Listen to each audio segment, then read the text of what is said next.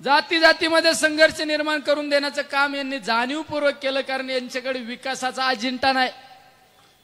आज राज्यामध्ये अतिशय जास्त पावसामुळे ढगफुटीमुळे शेतकरी हवालदिल झाले, शेतकऱ्यांचं नुकसान झालं, शेती वाहून गेली, माल वाहून गेला, घर वाहून गेले, दुकानं वाहून गेले।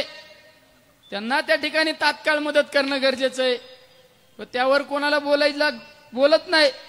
शेतीमालाला काय परिस्थिती आहे, आज कांद्याची काय परिस्थिती आहे, ऊसाची काय परिस्थिती आहे, सोयाबीनची काय परिस्थिती, कपाशीची काय परिस्थिती, दुधाची काय परिस्थिती आहे।